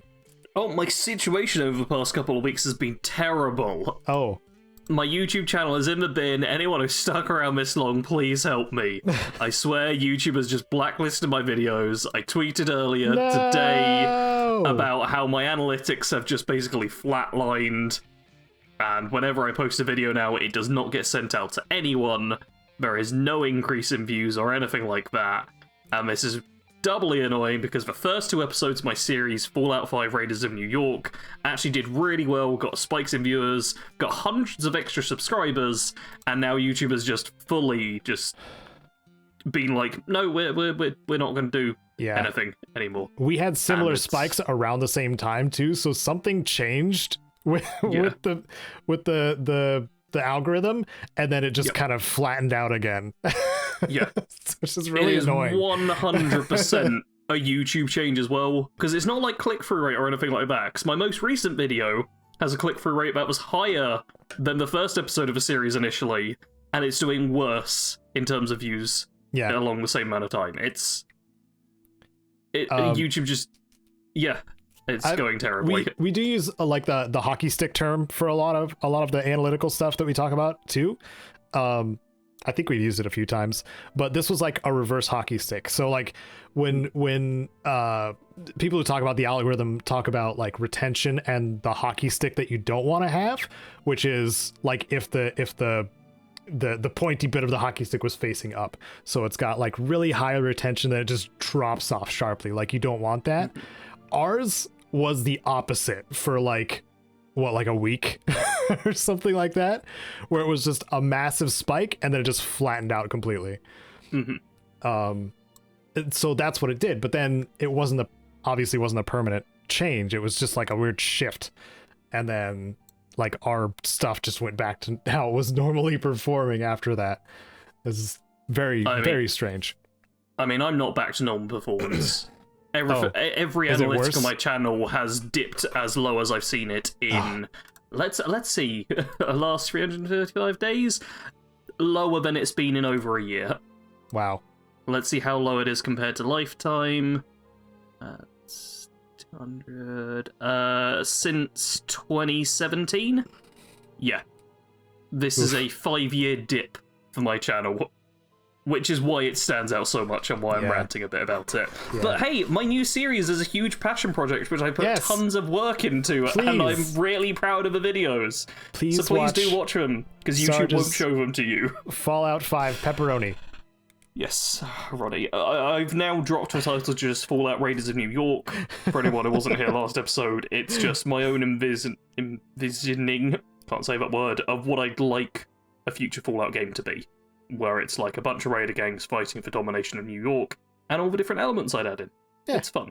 It's really cool. But while I've not been staring at many analytics and feeling sad, I played some Wonderlands, which Caedo will talk on later, but it's just a very fun game. And also, something I mentioned last time as well is Monster Train, which I mentioned briefly, but I've been getting really into that. It's on Game Pass, been playing it on my Xbox. It's like Slay the Spire, very similar gameplay with like the cards and stuff, and you summon creatures and they fight the other creatures and you cast spells. But it's like fully a numbers game. I love it. It's lots of fun. I'm playing it pretty much every day for like a good hour or two. Nice. And it's really nice as well. Having something I'm good at is something I need right now while I'm in the down period of it all. So, Monster Train, if you're into like Slay the Spire card games like that, then I highly recommend checking it out. Well, yeah. What have you been doing, Caedo? Oh, well, that was fast. That was a fast how you playing thing. Yeah. I still have a dedicated Valheim server. If you join my Discord, you can gain access to that. Linked below. It's an easy way to promote too, I suppose. I just been working on my little Valheim place. A couple people do pop in the server every so often, but it's still primarily been kind of for me. Just I can have other people hang out if they want to. Yeah. And there's no Patreon paywall there for that either, like some of the other stuff in my server. Yeah, again, we've been playing Wonderlands, me and you, as well as me and Nelsar. I've been playing. Yeah. He and I got to Chaos 20. We both unlocked Chaos 20. That's ridiculous. So we played like 3 days in a row. So we knocked out like 5 to 7 at a time. So but the damage fall off, especially when your class does like a primary damage type, is really annoying sometimes. And one boss in particular, Drill, the freaking the big coil mega boss guy, his second phase is busted, like broken. It is not performing the way it's supposed to. No. His fight can turn into like a 30-minute endeavor just because of phase 2. Because he has this like sequence of moves where he pulls a spear out of himself, raises it in the sky, recharges a quarter of his shield, and then attacks you with the spear and repeats. That sequence is way too short, and you can't melt his shield fast enough if you don't have like anything boosting shock damage once you get to a certain point. So you'll just sit there trying to take down a shield that doesn't go down. So, it feels like the same run I had for the Eros Wyvern the first time I fought it. Yeah, I pretty much rage quit until Nelsar was able to get I don't rage quit to a level that you're envisioning right now, but I got pissed and stopped playing and did something else, because that is unacceptable for like, if it's not raid boss is one thing, but this is just a regular boss that's not even close to the final boss of the game that took longer than the final boss of the game. So something balance wise is messed up, or something is bugged with his sequence of moves in phase 2. So I feel like they will fix it. Yeah, I will say something they changed, which I noticed today, is a thing you were complaining about and what I agreed with, which is the cosmetics, how they show up as like purple loot. They don't anymore. They're common. They've got a gold like line on them to identify them. It's a great little change that they like stealth drop sometimes. That makes me so happy. Yeah. So and they are working and updating the game, which is great. So yeah, I'm confident things will get better. That's a Gearbox thing to expect up until this point too, because like Borderlands 3 was supported for a while after it came out. And I'm expecting Wonderlands to get at least a portion of that treatment, because it is a spin-off, but at least a portion of that treatment to at least get it to the point to where it performs the way it's supposed to. Some people that are having issues, myself included, things that aren't entirely optimized, like item icons, for example. Man, I wish I could switch to basic ones. Because like, how it has to generate like a small like icon image of every single weapon that you pick up. After you play for so long, those icons just disappear. So you're just guessing on like what something is based on the manufacturer text, and that's it. You have to exit the game, come back in to have those icons show up again. So that's a bit frustrating, and I hope that gets patched at some point. And let's see. The scaling does still seem like, the further you get into Chaos, the scaling does seem to be like a little all over the place, and even how some enemies work. Like goblins. Oh, I hate goblins. Yeah. The ones even early on, goblins are a pain. The ones that surf around and knock you all over the place, and they're like impossible to hit when everything else is attacking you. I hate them so much. But overall, still, like, Wonderlands is still fun. Like, Nelson and I got to Chaos 20 because we were having a fun time. So, despite my gripes, Wonderlands is still a fun game. It just has a couple of things that need to be tweaked. Yesterday, I was playing Divinity Original Sin 2 with Dakuba because I decided to do a little editing stream for my patron wanderers, and one of them joined in and was exceptionally talkative, which made it impossible for me to edit. And I did this to myself. So I was like, and then Dakuba showed up, and I was like, why don't we just play a game? So we started playing Divinity Original Sin 2 instead. Play a little bit of that. It's always a fun game to play with your friends. If you like strategy games and stuff like that. And I figured it was worth mentioning because I've been listening to it passively while I've been playing Valheim, and I've been catching up and becoming a Critical Role fan over the last like couple of months, maybe 3 months now. So I've been listening to campaign 1 of Vox Machina. Holy crap. Now I fully understand why people love watching and listening to Critical Role, because it is so engaging and there's so much actor skill involved that makes it very interesting to watch. And I know at least half of them have improv experience too, so they are sometimes you can miss them. Their one-liners are so snappy and hilarious that you're just like, this is not scripted. Like, it's that good sometimes. And also the characters that Matt Mercer plays sometimes are comedy gold. So just a couple of things in there. I gotta be honest here. Yes. I feel like you've opened up the floodgates a bit. Yes, because if we're gonna be able to start recommending YouTube content and stuff, you're gonna have to shut me up every single episode, because I've always got stuff to recommend when I'm watching. I mean, if it's gaming and nerdy oriented, go for it, dude. Go for it. I'm not gonna do it. You're not gonna I'm do gonna it? hold off. Okay. Because this podcast does not need to be 3 hours long. This is like the section where everybody clicks off anyway, so I'm just, Yep. Okay, well, I know I mentioned at the tip of the day that showing there's other ways to show your support to people you appreciate watching and listening to. I would remind everybody that I just shut off monetization on the PIPCAST 3000 because there were way too many ads auto-placed on it, and I just couldn't be bothered to try and adjust that. So if you do appreciate me and Sarge, we would appreciate if you took a look at our Patreons and threw a couple bucks our way, because that does help us keep doing what we're doing. So you do get benefits for being a patron. Yes. Caedo gives like a lot of life stories, I suppose you'd call them. I do. I talk about updates. Kissing poorly. I talk about ex-girlfriends sometimes. I talk about health issues. It's basically riveting if stuff. you want to know about Caedo's previous love life experiences, go to his Patreon page. I say and if those you'd first because they're really enticing. If you want some fancy backgrounds for your PC or your mobile phone, I make those every month. And there's like almost 40 odd now. There's like over 150 photos that I've taken in video games. I feel bad that I don't use them because I just have this Skyrim one I've used all the time.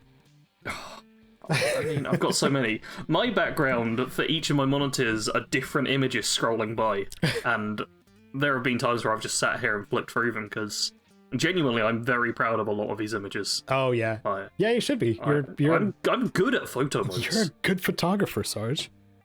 In video games. That's why I should get you Death Stranding, because it's got a great photo mode. It's amazing. Tempting, but it's also Death Stranding. You can listen. You can tell Norman Reedus where to look, both with his head and with his eyes. That's a terrible pitch. You can have BB make a pose as well as Norman Reedus. I get that you're meaning for the photo mode, but just for a video game pitch in general, being like, you can tell the character where to look. You can tell him to look at the camera. You can tell him to look upper left. You can tell him to look upper right. No, that's lovely. That's lovely and all, but I don't think anyone is listening at this point. You can tell him to turn towards the camera with his torso. I think we should stop recording. Okay. Thank you, just everyone. give you more stuff to... Please come back in 2 weeks' time. Every other Sunday, 10 a.m. Pacific, where we'll probably have something else that we'll either make fun of, or maybe ourselves even, or a dedicated Fallout topic that's interesting, perhaps. Thank you so much for watching and listening. We'll catch you next time. Bye.